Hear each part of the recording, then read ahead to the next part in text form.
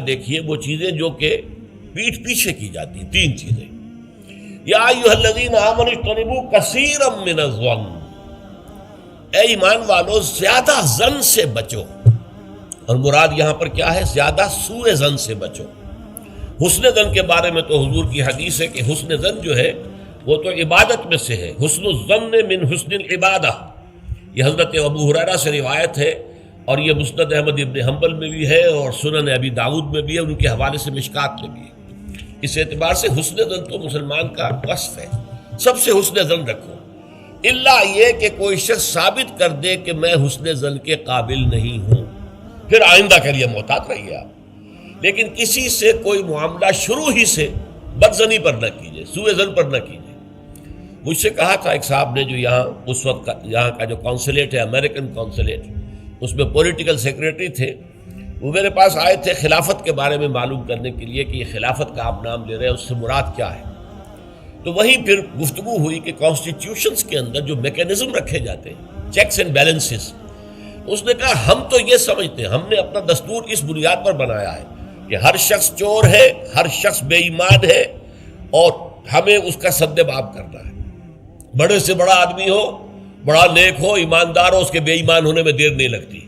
لہذا ہم نے تو اپنا دستور بنایا ہے کہ ہر جگہ پر چیکس ہوں، بیلنسز ہوں، اور کہیں بھی اختیار جو ہے اتنا نہ ہو جائے کہ کوئی شخص اگر بگڑ جائے تو اس کے ہاتھوں جو ہے وہ قوم کی اور ملک کی اور پوری ریاست کی مٹی پلید ہو جائے. یہ اسلامی اصول نہیں ہے. اسلامی اصول یہ ہے ابتداءً آپ کا معاملہ کسی سے بھی ہو حسن ظن کی بنیاد پر ہو، لیکن یہ کہ اگر اس نے آپ کے حسن ظن کو زخم پہنچائی، ٹھیس پہنچائی، ثابت کر دیا کہ میں حسن ظن کے قابل نہیں ہوں، تو اب آپ سوء ظن معاملہ کر سکتے ہیں. الحزم فی سوء الظن، یہ کہاوت ہے. احتیاط اسی میں ہے کہ سوء ظن سے کام لیا جائے، اس لیے کہ آدمی بچنا چاہتا ہے. لیکن جیسا کہ میں نے عرض کیا، ابتدا کرنا سوء ظن سے یہ اسلام میں پسندیدہ نہیں ہے. لیکن یہاں دیکھیے فرمایا اجتنبوا کثیرا من الظن، زیادہ ظن سے بچو. ورنہ اس لیے کہ ظاہر بات ہے کہ ظن سے بالکل چھٹکارا تو ممکن نہیں ہے. پچھلی نشست میں ایک صاحب نے سوال کیا تھا کہ شک میں اور ظن میں کیا فرق ہے. شک یہی ہے کہ ایک انسان کے بارے میں انسان سوچے کہ کہیں یہ کام نہ کر بیٹھے، میں اعتماد تو کر رہا ہوں، کہیں یہ میرے اس اعتماد کو ٹھیس نہ پہنچائے. اور سوء ظن جو ہے وہ یہ ہے کہ انسان جو ہے بغیر کسی اسباب کے، بغیر کسی عوامل کے، کوئی سرکمسٹانشل ایویڈنس نہیں ہے اور خواہ کسی کے بارے میں برا ظن قائم کر کے بیٹھ جائے. وہ گویا کہ فیصلہ ہوتا ہے. سوء ظن جو ہے وہ فیصلہ ہو جاتا ہے کہ مجھے اس شخص کے ساتھ معاملہ سوء ظن کے ساتھ کرنا ہے. یہ نہیں، البتہ شک کا پیدا ہو جانا یہ کوئی بری بات نہیں ہے. انسان ذرا سا احتیاط کا پہلو مربوط رکھ لے. تو فرمایا یا ایھا الذین آمنوا اجتنبوا کثیرا من الظن ان بعض الظن اثم، یقیناً بہت سے ظن گناہ کے درجے میں آ جاتے ہیں. آپ نے ایک شخص کے بارے میں رائے قائم کر لی، یہ برا آدمی ہے، یہ غلط آدمی ہے، یہ تو میرے درپے ہے، میرا دشمن ہی ہے، میری جڑ کاٹتا ہی رہتا ہے. حالانکہ ایسا نہیں ہے. نتیجہ کیا ہوگا؟ آپ کا طرز عمل اپنے سوء ظن کی بنیاد پر ہو جائے گا.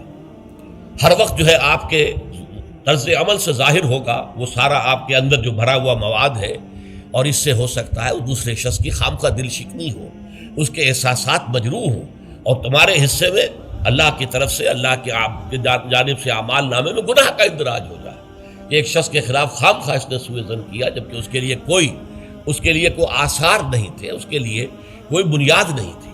تو ان بعض الظن اثم، بعض ظن جو ہے وہ تو گناہ کے درجے کو پہنچ جاتے ہیں. نمبر 2 بات جس سے روکا گیا اس آیت میں، ولا تجسسوا، تجسس نہ کرو. اب تجسس کیا ہے؟ چھان بین کرنا، تفتیش کرنا. ظاہر بات ہے کہ بعض معاملات میں تو یہ ہماری ضرورت ہے. تجسس سے تو ظاہر بات ہے کہ کوئی چارہ کار ہی نہیں ہے. آخر مجرموں کی تفتیش ہوتی ہے تو تجسس اس میں ہوتا ہے. ایک دوسرے کے ملک کی جاسوسی ہوتی ہے، وہ بھی در حقیقت اپنی حفاظت کے لیے ہوتی ہے کہ وہاں کیا کچھ تیاریاں ہو رہی ہیں تاکہ ہم وہ بندوبست کر سکیں اس کے توڑ کا. تو تجسس ہر حال میں برا نہیں ہے. اسی طرح ایک بہت بڑا اخلاقی مسئلہ پیدا ہو گیا تھا جب جمع حدیث کا معاملہ شروع ہوا ہے. آپ کو معلوم ہے کہ حضور نے اپنے حیات طیبہ کے دوران تو احادیث کو لکھنے سے روک دیا تھا. آپ کا حکم تھا لا تکتبوا عنی الا القرآن، مجھ سے کوئی شے نہ لکھو سوائے قرآن کے. اس لیے کہ اندیشہ تھا کہ گڑبڑ نہ ہو جائے کہیں. جیسے کہ آپ کو معلوم ہے کہ انجیل میں حضرت مسیح کا کلام، حضرت مسیح کی سیرت اور انجیل جو حضرت مسیح پر نازل سب گڑبڑ ہے آپس میں. یہ بتانا مشکل ہے کہ کون سی اس میں وحی ہے، کون سا حضرت مسیح کا اپنا ذاتی کلام ہے، اور کون سی در حقیقت جو ہے اللہ تعالیٰ کی طرف سے وحی آئی ہے، اور کون سے صرف واقعات ہیں حضرت مسیح کی سیرت کے. مشکل ہے. یہی کام ہو سکتا تھا اگر ان چیزوں کو گڑبڑ کر دیا جاتا. اللہ کے فضل و کرم سے اسلام میں کیا ہوا ہے؟ قرآن علیحدہ معین، بالکل معین، پھر احادیث حضور کے اقوال و افعال کو جمع کر دیا، وہ علیحدہ معین، پھر فقہ مرتب ہوئی اور اس کو بھی ترتیب دے دی گئی، سیرت علیحدہ مرتب ہوئی. سیرت میں عام طور پر ان احادیث کو بھی قبول کر لیا گیا، روایات کو، جو زیادہ مضبوط نہیں ہے، زیادہ مستند نہیں ہے. حدیث کی کتابوں میں ان روایات کو قبول نہیں کیا گیا، کیونکہ حدیث سے احکام نکلنے ہیں، شریعت کا منبع بنے گی حدیث، لہذا یہاں جو ہے بڑی چھان بین کی ضرورت تھی. تو جب محدثین نے یہ چھان بین شروع کی راویوں کے بارے میں، فلاں شخص نے فلاں سے روایت کی، اب وہ جاتے تھے اور پتہ کرتے تھے ماحول میں اس شخص کا کردار کیسا ہے، اپنے ماحول میں اسے کیسے پہچانا جاتا ہے، ایک نیک اور شریف اور سچے انسان کی حیثیت سے یا جھوٹے اور دغاباز انسان کی حیثیت سے. اس کے لیے تفتیش کرتے تھے، کیونکہ اگر اس کا کردار اچھا نہیں ہے، اگر اس کی شہرت اچھی نہیں ہے، تو پھر ہم اس سے حدیث نہیں سنیں گے. کیا پتہ اس نے اس حدیث میں ملاوٹ کر دی ہو، کیا پتہ اس نے خود اپنی جی سے گھڑ لی ہو. تو یہ احتیاط کی گئی. اس پر بعض لوگوں نے جو درویش قسم کے تھے، نیک لوگ تھے، انہوں نے کہا یہ تم قرآن کے خلاف کر رہے ہو، لا تجسسوا. قرآن تو کہتا ہے کہ تجسس مت کرو، لوگوں کے حالات کی تفتیش و چھان بین نہ کرو. تو جواب دیا گیا نہیں، یہاں یہ در حقیقت ایک دینی ضرورت کے طور پر ہے، اور جواب بھی اسی صورت سے دیا گیا. وہ جو آیت ہم پڑھ چکے ہیں، یا ایھا الذین آمنوا ان جاءکم فاسق بنبأ فتبینوا ان تصیبوا قوما بجہالۃ فتصبحوا علی ما فعلتم نادمین. یہ آپ کو معلوم ہے کہ یہ آیت نمبر 6 ہے اسی سورہ مبارکہ کی، ہم پڑھ چکے ہیں. اہل ایمان، تمہارے پاس اگر کوئی فاسق آدمی، غیر متقی آدمی کوئی خبر لے کر آئے تو تحقیق کرو، چھان بین کرو. ایسا نہ ہو کہ تم اس کی خبر لائی ہوئی خبر پر اعتماد کر کے کوئی اقدام کر بیٹھو، کسی گروہ کے خلاف، کسی قبیلے کے خلاف جو ہے حملہ کر دو، اور پھر بعد میں تمہیں پچھتانا پڑے کہ خبر تو غلط تھی. تو اس دلیل سے پھر محدثین نے کہا یہ ہمارے لیے ایک دینی ضرورت کے طور پر کہ احادیث نبویہ سے شریعت کے احکام نکالے جائیں گے. تو ہم دیکھ لیں جو حدیث پیش کر رہا ہے اس کا کردار کیا ہے، اس کی سیرت بھی ہے کہ نہیں. اسی لیے ایک بہت بڑا علم انسانی تاریخ میں، یہ علم سوائے محمد صلی اللہ علیہ وسلم کی ذات مبارکہ کے اور کسی شخص کے بارے میں نہیں ہوا، جسے کہتے ہیں الرجال. یہ علم الرجال جو ہے کہ تمام جو صحابہ تابعین ان کی شخصیتوں کا پورا تجزیہ یہ کر دیا گیا. یہ سارا کام اس لیے کیا گیا ہے تاکہ معلوم ہو عن فلاں عن فلاں عن فلاں عن فلاں، اس پوری چین کے اندر کہیں کوئی شخص ایسا تو نہیں ہے کہ جو قابل اعتماد نہ ہو، تو اس کی پھر وہ حدیث صحیح نہیں قرار پائے گی، وہ مستند نہیں قرار پائے گی، اسے کہیں ضعیف احادیث میں لے آئیں گے. ٹھیک ہے، یہ ضعیف ہے، اور ضعیف احادیث جو ہے وہ اخلاقیات کے بیان میں استعمال ہو سکتی ہیں، لیکن ان سے کوئی شرعی حکم نہیں نکالا جا سکتا. شرعی حکم کا استنباط جو ہے وہ صحیح اور پختہ اور مستند احادیث سے ہو. تو یہ ہے تجسس کے بارے میں. البتہ جس چیز سے روکا گیا ہے وہ کیا ہے؟ بعض لوگوں کے مزاج ہوتے پرورٹڈ. جیسے آپ کو معلوم ہے کہ مکھی جو ہے وہ گندگی کی تلاش میں رہتی ہے، گندگی پر بیٹھے گی. کچھ لوگوں کا مزاج ایسا ہو جاتا ہے کہ وہ اس تلاش میں رہتے ہیں، ٹو میں رہتے ہیں، کہیں کوئی بری بات انہیں ملے تاکہ لے اڑیں اسے، اس کا پرچار کر دیں، اسے عام کر دیں. کہیں سے کسی شخص کی کسی غلط حرکت کا علم ہو گیا اور اس کو لے کے اب عام کر رہے ہیں، پھیلا رہے ہیں لوگوں کے اندر. یہ جو ہے تجسس اس لیے کرنا کہ آپ کے ہاتھ میں کوئی سکینڈل بنانے کا کوئی مواد آ جائے، کوئی طریقہ ایسا ہو جائے. تو یہ جو مکھی کی ذہنیت اور مزاج رکھنے والے لوگ ہیں، یہ ان کو روکا جا رہا. تجسس نہ کرو، بلکہ اب کہا گیا ہے کہ اگر تمہارے کسی بھائی کا عیب تمہارے سامنے کھل جائے تو پردہ ڈالو. تم اگر دنیا میں اپنے کسی بھائی کے عیب کی پردہ پوشی کرو گے تو قیامت کے دن اللہ تعالیٰ تمہارے عیوب کی پردہ پوشی کرے گا. اور اگر تم دنیا میں اپنے بھائیوں کی پردہ دری کرو گے تو اللہ تعالیٰ تمہیں رسوا کرے گا تمام لوگوں کے سامنے قیامت کے دن. تو یہ تجسس جو ہے یہ برا ہے. بعض لوگوں کا مزاج ہوتا ہے، یہ دو بھائی جو ہیں ان میں کبھی جھگڑا نہیں ہوا، کیا بات ہے، اب وہ اندر جا کے ٹو لے رہے ہیں، کہیں سے کوئی مسئلہ نکال لیا، اس سے بھڑکایا تاکہ لڑیں آپس میں، اور پھر یہ کہ وہ بھس میں آگ لگا کے جمال و دور کھڑی تماشا دیکھ رہے ہیں کہ یہ لڑ رہے ہیں آپس میں. تو اس طرح کی پرورٹڈ جو ہے بس شدہ شخصیتیں ہوتی ہیں بالفعل لوگوں کے اندر، اور یہ کن میں ہوتی ہیں؟ جن کے سامنے زندگی کا کوئی اعلیٰ نصب العین ہے ہی نہیں، کوئی اونچا آدرش ہے ہی نہیں، کوئی ہائی آئیڈیل ہے ہی نہیں. جن کے سامنے کوئی اونچا نصب العین ہے، کوئی ہائی آئیڈیل ہے، کوئی آدرش ہے بہت اونچا، وہ تو اس کام میں لگے رہتے ہیں. وہ ان چھوٹی چیزوں کی ان کو اس کی طرف متوجہ ہونے کا ان کے پاس وقت نہیں ہوتا. لیکن جن لوگوں کی زندگی کے اندر وہ اونچائی کی طرف تو کوئی رجحان ہے ہی نہیں، تو ظاہر بات ہے وہ تو پھر زمین ہی کے اندر دیکھیں گے، کیڑے مکوڑے انہیں نظر آئیں گے، یا گندگی جو ہے وہ اس کے بارے میں جو ہے اس کو لے اڑیں گے پھر بعد میں. اور تیسری چیز ہے وَلَا يَغْتَبْ بَعْضُكُمْ بَعْضًا، نہ ہی تم میں سے کوئی کسی دوسرے کی غیبت کرے. اب غیبت کیا ہے؟ کسی شخص کی غیر موجودگی میں اس کی کوئی برائی بیان کرنا، یہ غیبت ہے.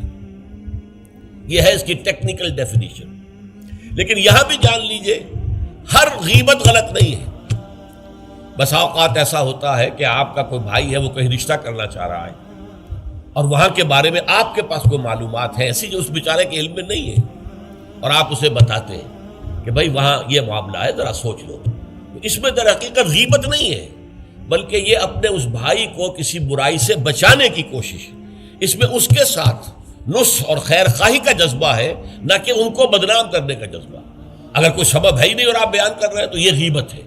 لیکن اگر معاملہ اس طرح کا ہے تو ظاہر بات ہے. اسی طریقے سے کوئی کسی قوم کے رہنما ہیں اور بڑی شخصیتیں ہیں، اب ان کے بارے میں یہ ہے کہ پبلک میں اگر آپ کو ان پر تنقید کرنی پڑے تو اس کے اندر بھی دیکھا جائے گا کہ وہاں اس کا ہونا ضروری نہیں ہے. وہ تنقید جو ہے آپ ملک اور قوم کی مصلحت میں کر رہے ہیں. تو گویا کہ اس طریقے سے غیبت کی ہر شکل جو ہے وہ حرام نہیں ہے. البتہ ایک خیال لوگوں کو بڑا غلط ہے، وہ میں ایک حدیث کے حوالے سے اس کا اطالہ کر دینا چاہتا ہوں. یہ حضور سے سوال کیا گیا کہ پوچھا گیا کہ غیبت کیا ہے. یہ حدیث ہے، مسلم شریف میں بھی ہے، ابو داؤد میں بھی ہے، ترمذی میں ہے، نسائی میں ہے. یہ حضرت ابو ہریرہ رضی اللہ تعالی عنہ سے. اور امام مالک نے ایسی ایک حدیث جو ہے موطا میں مطلب بن عبداللہ سے جو ہے روایت کی ہے.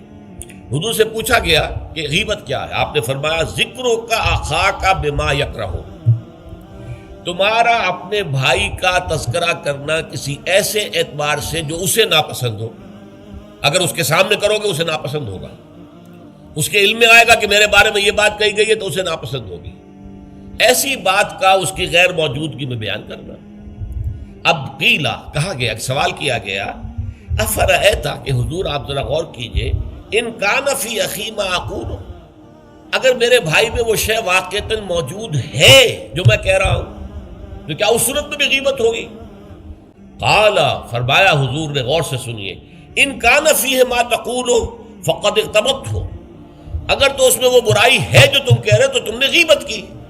وَإِن لَمْ يَكُنْ فِيهِ، اور اگر نہیں ہے اس میں وہ شے اور تم پھر بھی کہہ رہے ہو ما تقول فقد بہتہ، تو تم نے اس پر بہتان لگایا ہے. یہ تو دوہرا جرم ہو گیا. اس میں کوئی خرابی نہیں ہے، برائی نہیں ہے اور آپ بیان کر رہے ہیں تو یہ تو بہتان ہے. البتہ کسی میں کوئی برائی ہے، خرابی ہے، نقص ہے تو یہ در حقیقت جو ہے آپ کا اس کی غیر موجودگی میں بیان کرنا یہ غیبت ہے. تو اس اعتبار سے غیبت کی جو برائی ہے اس کو اچھی طرح سمجھ لیجئے. اور یہ ہمارے معاشرے کے اندر بہت پھیلی ہوئی ہے یہ شے.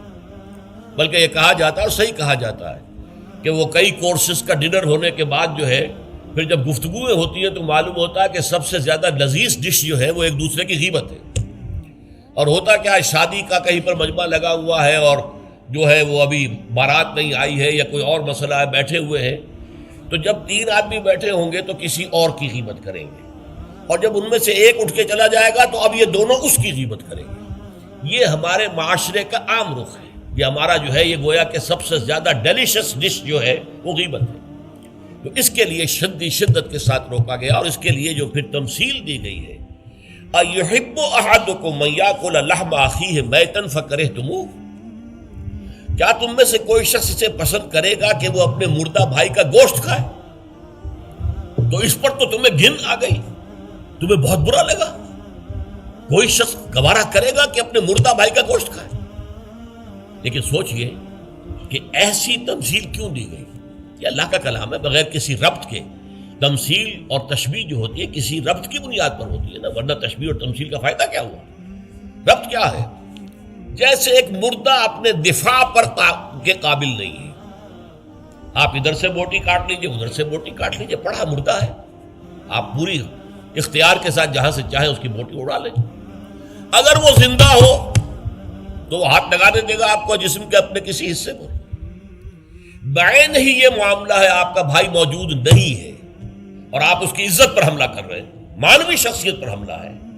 اس جسم کی نسبت مانوی شخصیت زیادہ قیمتی ہے، زیادہ اہم ہے. آپ اس کی مانوی شخصیت پر، اس کی عزت پر حملہ کر رہے ہیں اور وہ قادر نہیں ہے دفاع کرنے پر. اگر وہ ہوتا اور بات کرتے، اور یہ چیز پسندیدہ ہے، اگر آپ پبلک کے اندر اس کے منہ پر کہیے بات تو معلوم ہوگا.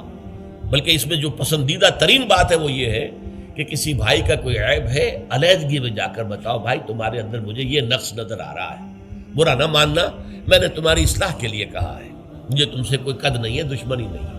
یہ نہایت پسندیدہ بات ہے. اس کو کہا گیا المسلم مرآۃ المسلم. ایک مسلمان دوسرے مسلمان کے لیے آئینے کے مانند ہے. جیسے آپ آئینہ دیکھتے دیکھتے رہے یہاں کوئی داغ لگا ہوا ہے، دھبا لگا ہوا ہے، آپ اسے دھو دیتے ہیں، ہٹا دیتے ہیں. اسی طریقے سے ایک مسلمان کو اپنے مسلمان بھائی کے لیے آئینے کے مانند ہونا چاہیے کہ وہ اسے اس کی خرابیوں پر، اس کی برائیوں پر مطلع کر دے. لیکن یہ اطلاع جو ہے یہ ہوگی خلوص کی بنیاد پر، خیر خواہی کی بنیاد پر، اسے ذلیل کرنے کے لیے نہیں، اسے بدنام کرنے کے لیے نہیں، بلکہ یہ کہ اس کے سامنے علیحدگی میں، تنہائی میں بات کی جا رہی ہے. البتہ اس کی غیر موجودگی میں بات کی جائے وہ غیبت ہے، اور وہ بالکل صحیح تمثیل ہے جو قرآن نے استعمال کی ہے، صحیح ترین تمثیل. ایحب احدکم ان یاکل لحم اخیہ میتا فکرہتموہ، کیا تم میں سے کوئی شخص پسند کرے گا اپنے مردہ بھائی کا گوشت کھائے؟ بالکل اسی طریقے سے وہ تمہارا بھائی جو محفل میں نہیں ہے، وہ اپنی عزت کے دفاع پر قادر نہیں ہے. اگر وہ ہوتا تو کہتا بھائی آپ غلط کہہ رہے ہیں، آپ کو مغالطہ ہوا ہے، بات یوں نہیں تھی یوں تھی، کوئی ایکسپلین کرتا، کوئی اپنا دفاع کرتا، کوئی اپنی شخصیت کا، اپنی عزت کا تحفظ کرتا. لیکن وہاں نہیں ہے وہ تو اپنے تحفظ پر قادر نہیں ہے. لہذا یہ غیبت در حقیقت مانوی سطح پر وہی شے ہے جو مادی سطح پر کسی مردہ بھائی کا گوشت کھانا ہے. فکرہتموہ، یہ تو تمہیں بہت برا لگا یہ بات. بلکہ اکثر لوگ کہیں گے کہ ایسی مثالیں جو ہیں، کیا ماذا اراد اللہ بہذا مسئلہ، ایسی تمثیل دینا. کہیں گدھے کی تمثیل دی گئی ہے قرآن مجید میں. وہ یہودی جن کے اوپر تورات کا تو بار تو لدا ہوا ہے، تورات پر عمل نہیں کرتے، تو ان کی مثال کیا ہے؟ کمثل الحمار یحمل اسفارا، وہ تو ایسے ہے جیسے کہ گدھا ہے، اس کی پیٹھ کے اوپر کتابوں کے انبار لگے ہوئے ہیں، گٹھڑی باندھ کر جو ہے مکالمات افلاطون لکھی ہوئی ہے، یا انسائکلوپیڈیا برٹانیکا کی گٹھڑی باندھ کے رکھ دی گئی ہے، اسے کیا فائدہ؟ اسی طرح سورہ اعراف میں کتے کی مثال دی گئی ہے، کہیں بچھر کی مثال دی گئی ہے، کہیں بکری کی مثال دی گئی ہے. تو مثالیں جو ہوتی ہیں وہ مانوی ربط کے اعتبار سے ہوتی ہیں. یہ نہیں دیکھا جاتا کس چیز کی مثال دی جا رہی ہے، جس چیز کے لیے مثال دی جا رہی ہے، مشبہ لہو اور مشبہ بہی، کس چیز کے ساتھ تشبیہ دی جا رہی ہے، کس لیے دی جا رہی ہے. ایحب احدکم ان یاکل لحم اخیہ میتا فکرہتموہ واتقوا اللہ، اللہ کا تقوی اختیار کرو.